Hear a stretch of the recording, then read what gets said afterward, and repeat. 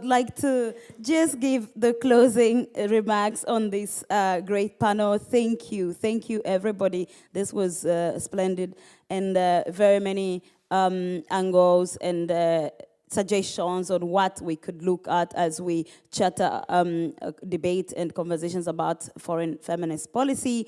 I think it's very important to understand that foreign feminist policy is about the foreign and what is perceived to be foreign. And so much also about what is happening internally in the country. And of course, of recent, we've seen a lot of of foreign policy being driven by populism in Europe, which is a threat, not just for people within, but also for many countries in the global south and what that means. So it's very important to think about that, but also think about the fact that feminism is not about women, and neither is it just about gender. It is about addressing systems of power and oppression that have existed historically and marginalized many people. And a lot of people don't have the privilege of existing at just one system as just being a woman. And I would like to quote Audre Lorde, who said that this struggle is not a single issue struggle because we don't live single issue lives, you know.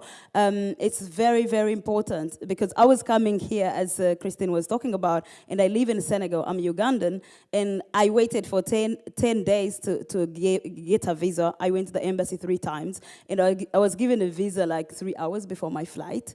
And it's incredible that I could even make it here. And at the airport, the Senegalese immigration officer looked at me and said, "You're going to Germany for 5 days." I'm like, "How do you know?"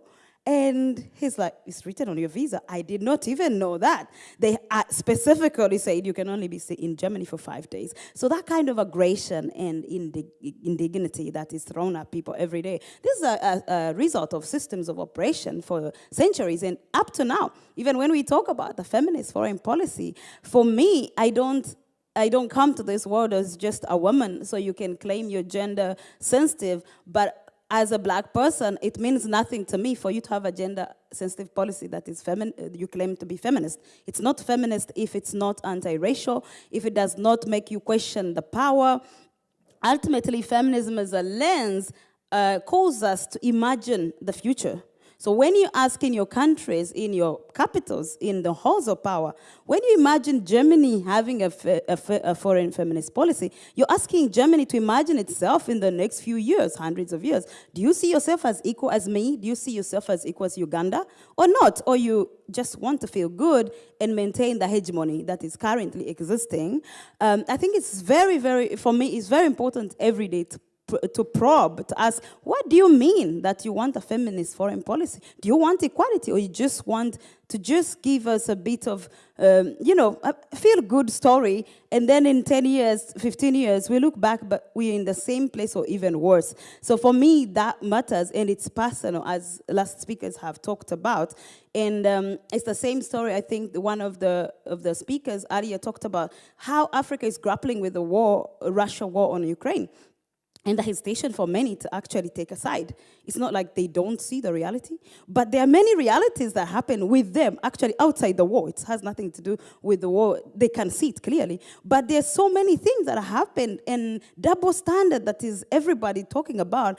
Even in the same war, the treatment of Africans on those borders, it's not, I'm just talking about me being in a safe place in Senegal, being tossed about the embassy, but many people are stuck on different borders, looking at Spain, every day you see Senegalese migrants on those borders, but, the same CNN or Al Jazeera telling us, taxi drivers in Spain drove all the way to Ukraine to get refugees. Great, noble thing, but can you just be human to every human being? And that's why we are grappling. So no amount of course, bullying African countries is going to make them change their stand or how they feel, because it's rooted in how they feel they've been treated internationally and in international systems. So it's not really about Ukraine. It's about, what about us? Where are we? What do you think of us? We are all human and worthy of dignity and respect that you accord so many. So I think that ultimately we should not lose the feminism to international relations that Rafia reminded us. We have to continue to get that feminist fire to make more tables, but also dismantle more tables, and feel free to say we can't be in this room.